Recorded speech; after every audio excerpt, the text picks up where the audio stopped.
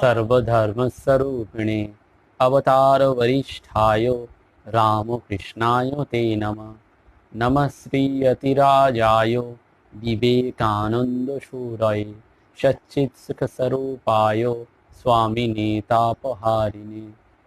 ॐ यथाग्ने दाहिका शक्ति रामकृष्णे स्थिता हि या सर्वविद्यास्वरूपां तं शारदां प्रणमाम्यहम्। योगानंद प्रेमानंद सन्निवय्य च पार्षदा रामकृष्ण गतप्राण सर्वांस्तं प्रणमाम्यहम्। नमस्कार। সৎকথায় প্রতিদিনের প্রার্থনা এই ধারাবাহিকভাবে অনুধ্যানের আজ 40তম দিনের অনুধ্যান।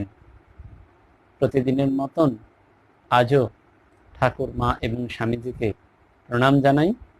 শ্রী রামকৃষ্ণ লীলা পার্ষদগণের চরণে প্রণাম জানাই এবং আজ একটি বিশেষ দিন, সেজন্য পূজ্যপাত স্বামী অদ্বৈতানন্দজি মহারাজের চরণে ভো ভো প্রণতি জানাই। আমরা জানি এই সংসার জীবনের মধ্যে থেকেও ধর্মলাভ সম্ভব এবং এটি এ যুগে এই মহামন্ত্র যিনি ঘোষণা করলেন, আবার মানুষকে সচকিত সম্ভাষণে জানিয়ে দিলেন, তিনি অবতার বরিষ্ঠ ভগবান শ্রী রামকৃষ্ণ পরমহংসদেব। তাকে মাস্টারমশাই প্রশ্ন করেছিলেন, আমার স্ত্রী যদি ইষ্টপথে না আসেন তাহলে আমি কি করব? তার উত্তরে ঠাকুর বলেছিলেন, তুমি তাকে বোঝাবে। মাস্টারমশাই আবার জিজ্ঞেস করলেন, যদি তাতেও না আসে তাহলে কি করব? ঠাকুর আবার বললেন, তুমি তাকে বোঝাবে। আবার যখন পুনর্বার ওই একই প্রশ্নের পুনরাবৃত্তি হলো, তখন ভগবান শ্রী রামকৃষ্ণদেব বলে দিলেন, তুমি তৎক্ষণাৎ তাকে ত্যাগ করবে। মাস্টারমশাই পড়লেন উভয় সংকটে। গৃহস্থ মানুষ, সৎ গৃহস্থ, সংসারী, যিনি সংসারতি ইতি সংসার, এই মানেটি হয়তো বা বুঝেছেন, কিন্তু চাইছেন যে তাঁর স্ত্রীও ঠাকুরের পদতলে আসুন, ঠাকুরকে ধরে সেই দিব্য আনন্দের ঝর্ণায় সংসারের মধ্যেই আধ্যাত্মিকতাকে নিয়ে থাকা, এটি মাস্টারমশাইয়ের একান্ত ইচ্ছা। সেই মাস্টারমশাই দ্বিধান্বিত যে ঠাকুর কোনোদিন কাউকে বাদ দেননি, বিয়োগের অঙ্ক শ্রীরামকৃষ্ণের জীবনে নেই, সব প্লাস অ্যাডিশন। সেই জন্য তিনি বিয়োগ কখনো শিখলেন না এবং জীবনে কাউকে বিয়োগ করলেনও না। আমরা জাগতিকভাবে হয়তো যাদেরও বা বিয়োগ করে দেওয়ার কথা কখনো কখনো ভাবি, শ্রীরামকৃষ্ণের জীবন দর্শনটা যদি আমরা দেখি তাহলে দেখতে পাই সেখানে কোনো বিয়োগ নেই, সেখানে রয়েছে শুধুই সংযুক্তিকরণ। এবং এই সংযুক্তিকরণের মাধ্যমটি একটাই, উপায়টি একটাই, মন্ত্র একটাই, নৈবেদ্য একটাই, সেটি ভালোবাসা। ভালোবাসার দ্বারা তিনি সবাইকে তার নিজের করে নিয়েছেন, আপনার করে নিয়েছেন, এবং যার ফলে যারাই ঠাকুরের কাছে গেছেন তারাই ফিল করেছেন যে শ্রীরামকৃষ্ণ তাকেই বোধহয় বড্ড বেশি ভালোবাসেন। দ্বিতীয় জন বা অন্যজনও ভেবেছেন শ্রীরামকৃষ্ণ তাকেই বোধহয় সব থেকে বেশি ভালোবাসেন। এইটি বোধহয় ভালোবাসার বৈশিষ্ট্য। স্বার্থপূর্ণ এই জগতে যে ভালোবাসা আমরা আজকে হয়তো পাই না, আজকের যে ভালোবাসা আমাদের সত্যি সত্যি গিভ অ্যান্ড টেকের ভালোবাসা হয়ে গেছে। আমরা প্রতি মুহূর্তে একটা ক্যালকুলেটিভ মাইন্ড নিয়ে যখন ভালোবাসি, ভালোবাসার কথা ভাবি, ভালোবাসার কথা চিন্তা করি, তখন এই শ্রীরামকৃষ্ণ দেবের জীবন দর্শন সেটি আমাদের ভাবায়। অবতার ভগবান অনেক পরের কথা। ওই যে ডাক্তার মহেন্দ্রলাল সরকার বলেছিলেন, as a man I have the greatest regard for him. ওই মানুষ শ্রীরামকৃষ্ণকে যদি দেখি তাহলে আমাদের জীবন বোধ, জীবন দর্শনটা কোথায় বোধহয় বদলে যায়। সেই মাস্টারমশাই দ্বন্দ্বে পড়ে গেলেন, ঠাকুর কাউকে বাদ দিতে বলেন না। সেই শ্রীরামকৃষ্ণদেব বলছেন, আমার নিজের অগ্নি সাক্ষী করা স্ত্রী, সংসারে যার সাথে এতদিন কাটালাম, সেই স্ত্রীকে বাদ দিয়ে দেওয়ার কথা। শুধু ভেবেছেন, অন্তরের কথা শোনেন অন্তর্যামী,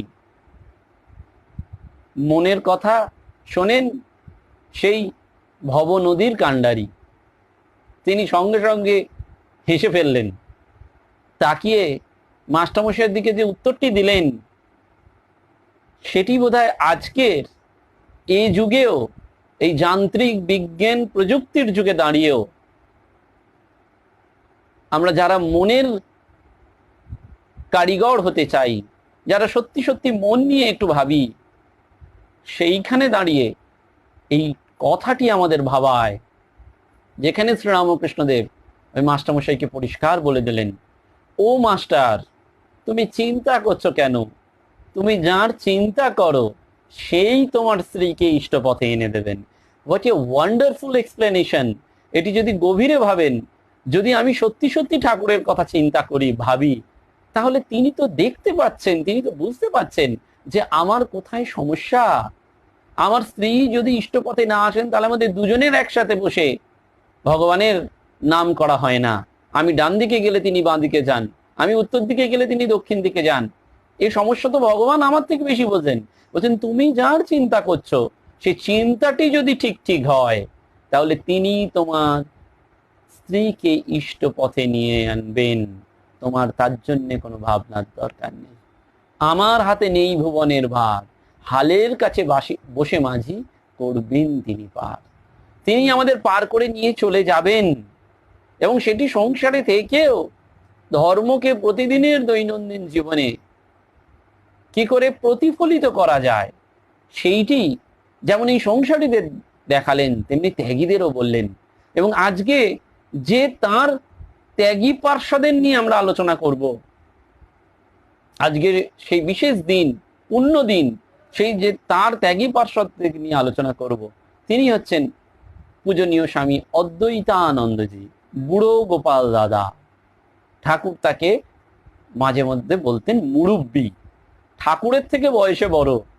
সাধারণত দেখুন এখানেও কি দৃষ্টান্ত, কি উদাহরণ রেখে যাচ্ছেন। আমরা গুরু শিষ্যের যখন বয়স ক্যালকুলেশন করি, তখন সাধারণভাবে অঙ্ক আমাদের বলে যে গুরু একটু বড় হবেন আর শিষ্য হবেন ছোট। সাধারণ এইটি দেখতে আমরা অভ্যস্ত। কিন্তু শ্রীরামকৃষ্ণ যেন এখানেও একটা ব্যতিক্রমী দৃষ্টান্ত রেখে দিয়ে চলে যাচ্ছেন, যে তার থেকে তার যিনি শিষ্য হবেন, যিনি পার্ষদ হবেন, তার বয়সটি বড়। এবং শুধু তাই নয়, তিনি বিবাহিত, এবং সেই বিবাহিত তিনি ছিলেন, এবং স্ত্রী বিয়োগ হয় ঠাকুরের আগমনের আসার, ঠাকুরের কাছে আগমনের পূর্বেই তার স্ত্রীর বিয়োগ হয়। অর্থাৎ বিবাহ করেছেন, স্ত্রী গত হয়েছেন, শ্রীরামকৃষ্ণের কাছে এসেছেন, অর্থাৎ সেই অর্থে তিনি কিন্তু বিবাহিতই। সেই মানুষকে শ্রীরামকৃষ্ণদেব এই ত্যাগী পার্ষদ, তার পার্ষদের তালিকায় নিয়ে নিলেন, এবং সন্ন্যাসের পর তার নাম হলো স্বামী অদ্বৈতানন্দ। আর এমনি ছিল বুড়ো গোপাল বা মুরুব্বি, ঠাকুর তাকে বলতেন ওই বয়সের জন্য। এবং এই স্ত্রীর শোক, সাধারণত আমাদের শোক এলে বৈরাগ্য হয়, ওই যে দুঃখ। কুন্তী দেবী চাইছেন না ভগবানের কাছে, আমাকে দুঃখ দাও, তব দয়া দিয়ে হবে যে মোর জীবন ধুতে, নইলে কি পারি তোমার চরণ ছুতে। ওই দয়াটা কি? দুঃখ। দুঃখেই আমাদের চিত্ত মহান হয়। ওই স্যাডনেস আমাদের প্রফাউন্ড ম্যাচিউরিটি দেয়, গভীর একটা ম্যাচিউরিটি দেয়, পরিপক্কতা দেয়। সেই স্যাডনেস যখন মানুষের জীবনে আসে, কুন্তী দেবী চাইছেন, বলছেন সুখ যদি থাকে তাহলে তোমাকে মনে পড়বে না হে কৃষ্ণ। দুর্যোধন সুখে ছিলেন, কিন্তু তার মনে পড়েনি, আর আমাকে দুঃখে আছি বলে আমার তোমার কথা মনে পড়ছে। সেই নিদারুণ বৈরাগ্যের যন্ত্রণায়, শোকে তিনি চলে এলেন ঠাকুরের কাছে, এবং বুঝলেন ওই বৈরাগ্য যখন আসে, তখন মানুষ বুঝতে পারে এই সংসার অনিত্য। দুদিনের জন্য ভাবে কর্তা বলে সবাই মানে, সেই কর্তারে ফেলে দেবে কালা কালের কর্তা এলে। আমরা অফিসে যাই, একটা চেয়ারে বসি, খুব ডেজিগনেশন দিয়ে সই করি, সিল মোহর দিই, কত আমাদের দাপট থাকে। যখন থাকে তখন বুঝি না, তখন চোখ বুঝিয়ে কখনো ভাবি না।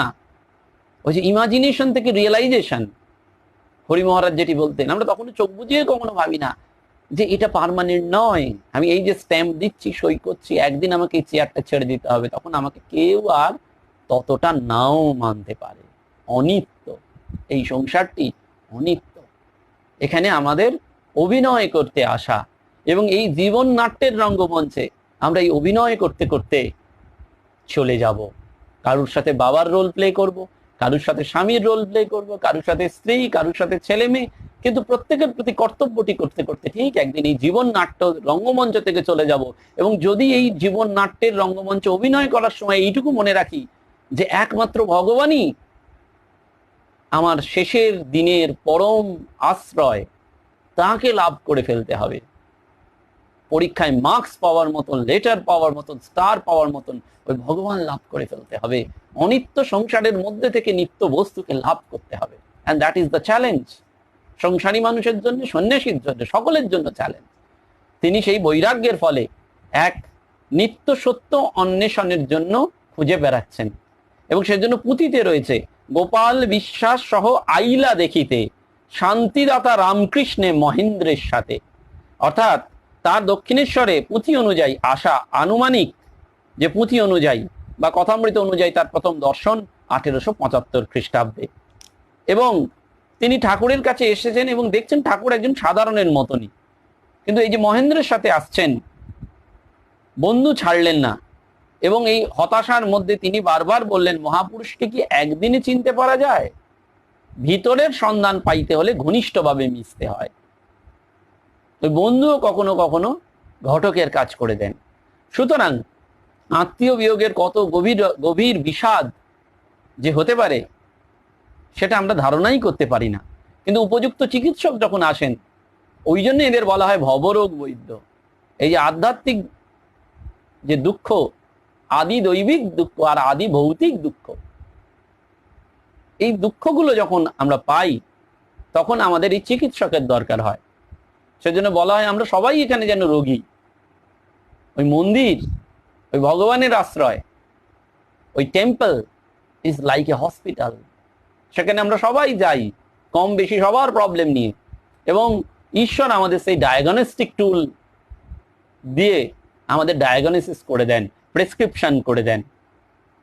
দ্বিতীয়বার তিনি যখন ঠাকুরের কাছে আসেন, গোপালদা তার ভালোবাসায় বাঁধা পড়লেন এবং নিবিড়ভাবে গোপালদার সাথে ঠাকুরের ইন্টারাকশন শুরু হলো।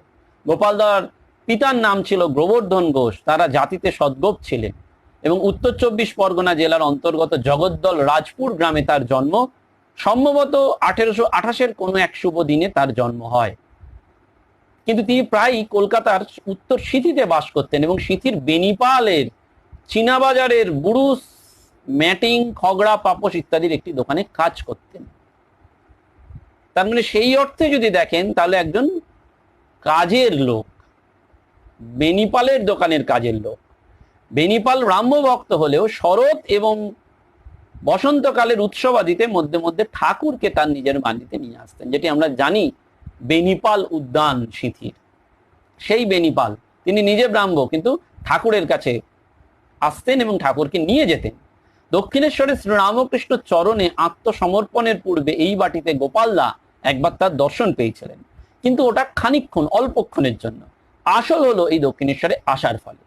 এবং ঠাকুরের সহিত গোপালদার পরিচয় যখন গভীর জায়গায় এলো, তখন তিনি গোপালদাদাকে পূর্ণ অবস্থায় গৃহ থেকে টানিয়া আনিয়া লাটুর সহযোগে দক্ষিণেশ্বরে শ্রী রামকৃষ্ণ এবং শ্রী শ্রী মায়ের সেবায় নিযুক্ত করলেন।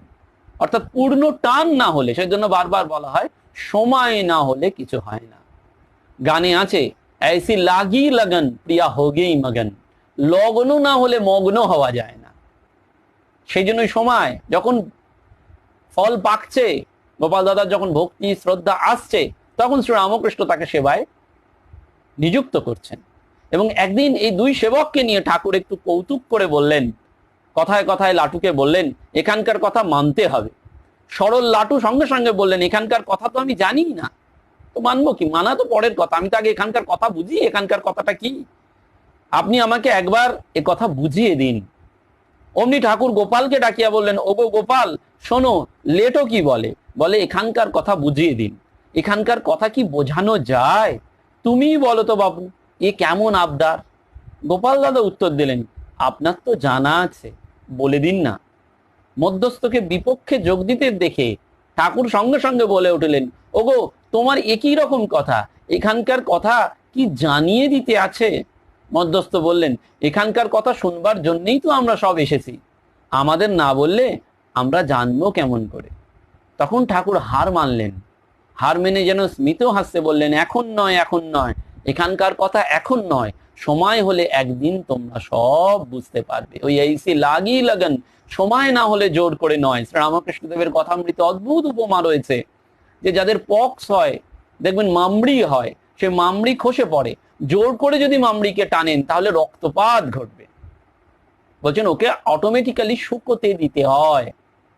শ্রীরামকৃষ্ণদেব এই উপমাগুলি দিচ্ছেন একেবারে ডাউন টু আর্থ, আমাদের সাধারণের মানুষের জন্য যে উপমা, সেজন্য যখন লাটু জানতে চাইছেন শ্রীরামকৃষ্ণের এই যে লীলা, সেই লীলার ছলে তিনি জানতে চাইছেন দুই সেবকের মধ্যে দিয়ে, তখন বলছেন বলে দিন একজন। আর ঠাকুর তখন বললেন, কেন তিনি বলে দেওয়ার কথা বলছেন? বলছেন তুমি না জানালে পরে কে তোমারে জানতে পারে? আমাদের কত ক্ষমতা আছে তাকে জানবো? ওই জন্য গিরিশচন্দ্র ঘোষ বলেছিলেন না, ব্যাস বাল্মীকি যার ইয়াত্রা করতে পারেননি, আমরা কি করব? ব্যাসদেব স্বয়ং, বাল্মীকি যিনি রামায়ণ, যিনি মহাভারত লিখেছেন, তারাই হত্যা করতে পারেন, তা আমরা কোন ছাড়? সেইটি গোপাল দাদার বলছেন। কথামৃত পাঠ থেকে জানা যায় ঠাকুর একদিন শতপ্রবৃত্ত হয়ে গোপাল দাদাকে কৃপা করেছিলেন। সেটি সম্ভবত 1885 খ্রিস্টাব্দের 11ই ডিসেম্বর। সেদিন প্রেমের ছড়াছড়ি কাশীপুরে নিরঞ্জন এবং কালীপদকে ঠাকুর কৃপা করিলেন। পরে দুই ভক্ত মহিলাও কৃপা লাভ করে প্রেমাশ্রু বিসর্জন করতে করতে চললেন।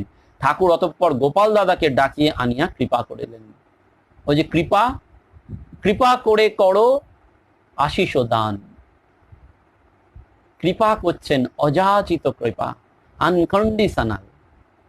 বলছেন ঠাকুরের সেবা করিয়া এবং উপদেশ শুনিয়া গোপাল দাদা নিজেকে চরিতার্থ মনে করলেও তার বৈরাগ্যপূর্ণ মন শতই সাধনার জন্য ব্যাকুল হইত। এই প্রেরণায় তিনি কখনো কখনো নরেন্দ্রের সহিত কাশীপুর থেকে দক্ষিণেশ্বরে এসে ধ্যান জপ তপশ্চর্যা করতেন। দক্ষিণেশ্বরে থাকাকালীন 1884 খ্রিস্টাব্দে একবার তার মনে তীর্থ ভ্রমণের ইচ্ছা জাগলো। ঠাকুর তাহাকে জিজ্ঞেস করলেন, তোমার কি এখন ইচ্ছা তীর্থে যাওয়া? গোপাল দাদা উত্তর দিলেন, আজ্ঞে হ্যাঁ, একটু ঘুরে ঘেরে আসি। ঠাকুর তখন তাহাকে বুঝিয়া দিলেন, যতক্ষণ বোধ যে ঈশ্বর শ্বেতা শ্বেতা ততক্ষণ অজ্ঞান, যখন হেতা হেতা তখনই জ্ঞান। এই যে ঈশ্বর মানে ওখানে নয়, দূরে নয়। আমরা ঈশ্বর বলতে ভাবি সেই আকাশের ওপরে, সেই পর্বতে, সেই গুরু গুহায়, ওই যে ঈশ্বর যেথা সেথা বা যেতা যেতা, সেটা নয়। বলছেন ঈশ্বর সেথা সেথা নয়, ঈশ্বর হেতা হেতা, এখানেই ঈশ্বর আছেন। তারপরে বললেন, যা চায় তা কাছেই, অথচ লোকে নানান স্থানে ঘুরে বেড়ায়। সত্যি এটি জীবনের ট্র্যাজেডি। আমরা সারা জীবন ধরে দেখবেন খুব কাছের জিনিসকে ইগনোর করি, দূরে ঘুরে বেড়াই। কিন্তু আমাদের কাছেই হাত বাড়ালেই নাগালের মধ্যেই হয়তো অনেক অমূল্য রতনধন থাকে, তাকে আমরা কখনো কদর করি না, হেলা ফেলা করি। সেজন্য ঠাকুর বলে দিলেন। সেইবারেই গোপাল দাদার তীর্থ ভ্রমণ হয়েছিল কিনা জানা নেই, কারণ সব কথা সে যুগে ডকুমেন্টেড হতো না। এই ডকুমেন্টেশনের জন্যই আজও ঠাকুর মা স্বামীজিকে নিয়ে বহু গবেষণামূলক লেখা, প্রবন্ধ এবং সত্যিকারের রিসার্চ হচ্ছে।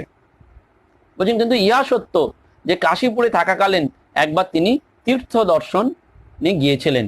অতঃপর কলকাতায় সমবেত গঙ্গাসাগর যাত্রী সাধু দিগকে গেরুয়া বস্ত্র, রুদ্রাক্ষের মালা এবং চন্দন দিতে চাইলে ঠাকুর তখন বললেন, উহা ত্যাগী ভক্তদিগকে দান করলেই উত্তম হবে, কারণ ইহাদের থেকে উচ্চ স্তরের সাধু আর কোথায় পাওয়া যাবে। গোপাল দাদা চেয়েছিলেন যে ওই গঙ্গাসাগরে যাওয়ার সাধুদের গেরুয়া বস্ত্র দেবেন, চন্দন দেবেন, রুদ্রাক্ষের মালা দেবেন। ঠাকুর আনালেন, কিন্তু বললেন এরা সব হাজারই সাধু, এই ত্যাগী সন্তানদের। এবং সেটি কারা? বলছেন সেই ত্যাগীদের নাম বলে দিচ্ছেন শ্রীরামকৃষ্ণদেব। বলছেন নরেন্দ্র, রাখাল, যোগীন্দ্র, বাবুরাম, নিরঞ্জন, শরৎ, শশী, তারক, গোপাল, লাটু এবং কালী। আর একটি গেরুয়া কিন্তু রেখে দিলেন।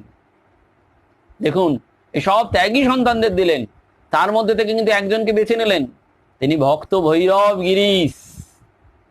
ওই গিরিশচন্দ্রের জন্য একটি গেরুয়া রেখে দিলেন। কোন মর্যাদায় গিরিশচন্দ্রকে বসালেন! সাধারণের দৃষ্টিতে যিনি মাতাল, যিনি বারাঙ্গনাদের দিয়ে নাটক করেন, নভেল করেন, পড়ে থাকেন কোথাও, শ্রীরামকৃষ্ণকে গালাগালিও দেন, তাকে প্রভু কৃপা করে ওই সন্ন্যাসের মর্যাদা দিচ্ছেন। আমার ভক্ত ভৈরব গিরিশ, সেই জন্য বলছেন তোকে দেখে লোকে শিখবে বিশ্বাস কাকে বলে। 5 থেকে 5 আনা বিশ্বাস বলছেন কথামৃতে। অঙ্ক মিলিয়ে দিচ্ছেন, যিনি অঙ্ক জানেন না তিনিও অঙ্ক মিলিয়ে দিচ্ছেন। 5 থেকে 5 আনা, 1 সিকে মানে 16 পয়সা, 5 সিকে মানে 5 × 16 80, আর 5 থেকে 5 আনা, 1 আনা মানে 4 পয়সা, 5 আনা মানে 5 × 4 20, তাহলে 80-র সাথে 20 যোগ করলে কত হলো? 100। সেই জন্য বলেন গিরিশের 5 থেকে 5 আনা বিশ্বাস, 100% বিশ্বাস। ওই বিশ্বাসটা হয়ে গেলেই হলো, তখন আর ত্যাগী গৃহী নয়, তখন তিনি সেই পূর্ণত্বের মর্যাদায় পূর্ণ অভিষেক তার হয়ে যায়। গোপাল দাদা নিজে খুব পরিষ্কার পরিচ্ছন্ন থাকতেন এবং অপরের জিনিসপত্র পরিপাটি দেখলে আনন্দ প্রকাশ করতেন।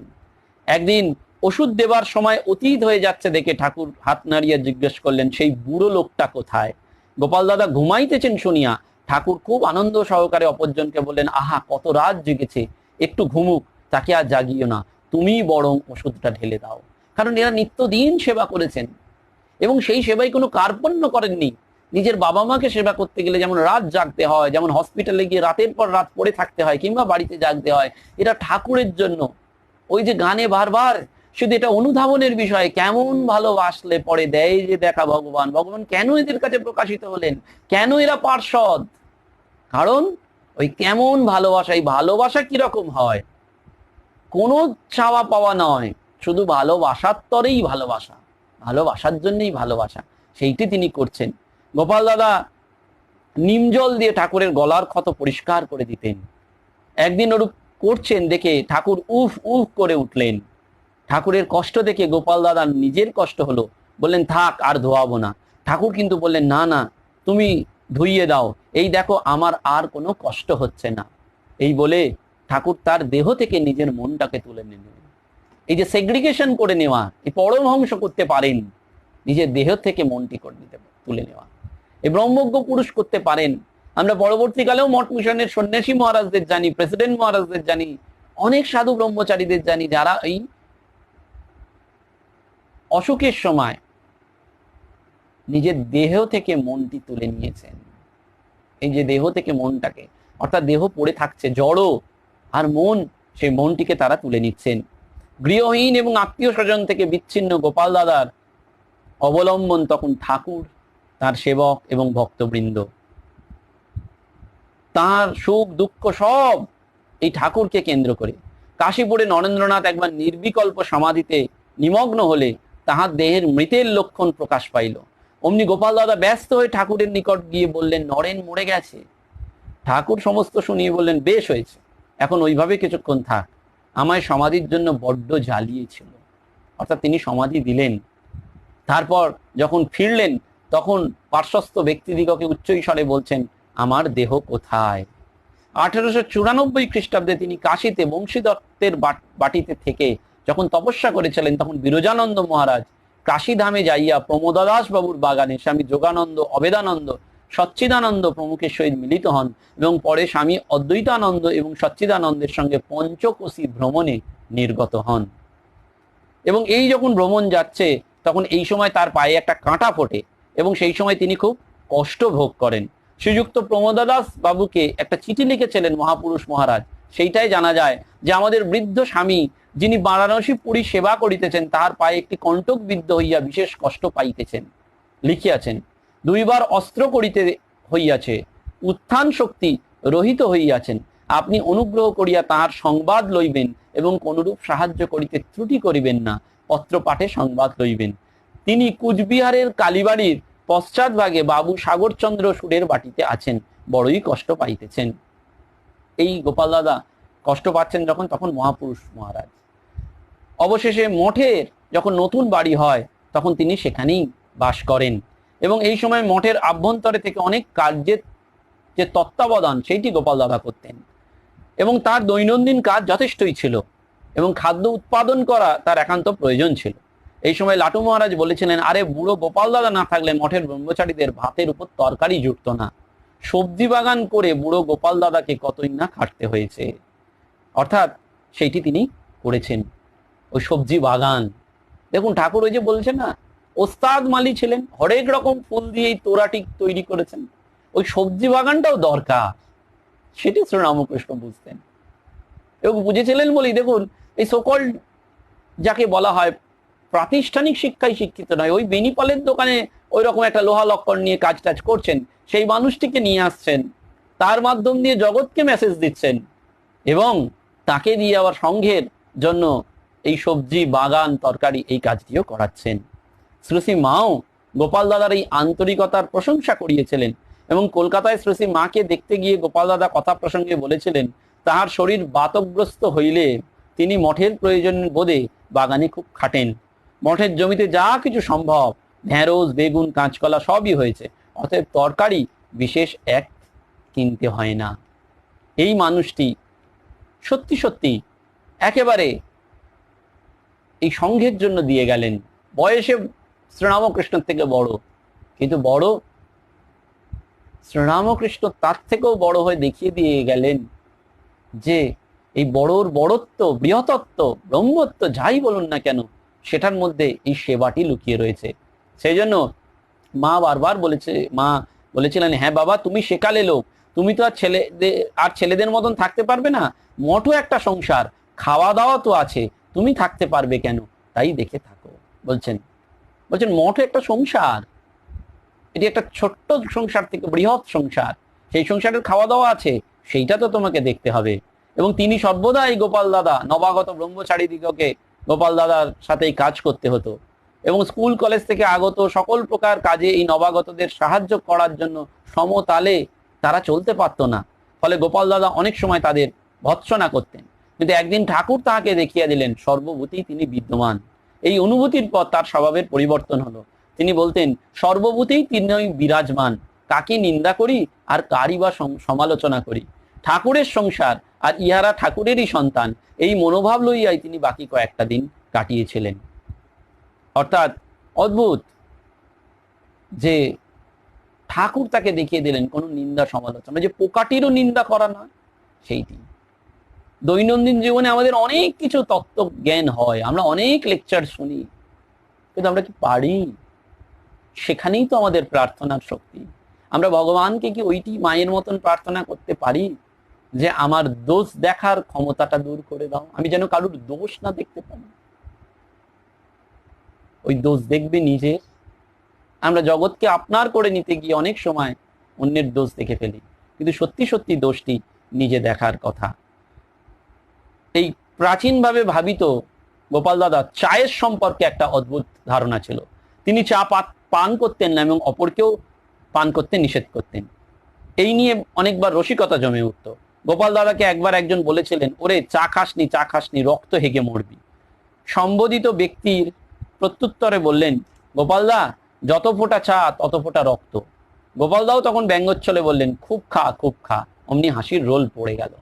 অর্থাৎ তিনি আগেকার দিনের মানুষ, তার এই জায়গাটি ছিল না, এই চা প্রীতি সকালবেলায়।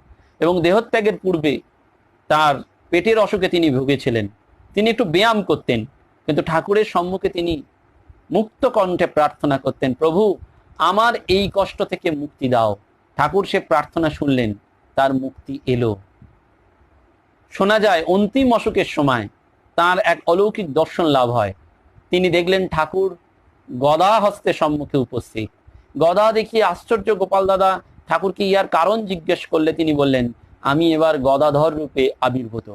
ঠাকুরের আগমনে সর্বপ্রকার বিবাদ বিচ্ছেদ দূরীভূত হইবে। ঠাকুর কি গদাধর মূর্তিতে এই ইঙ্গিতই করিয়াছিলেন?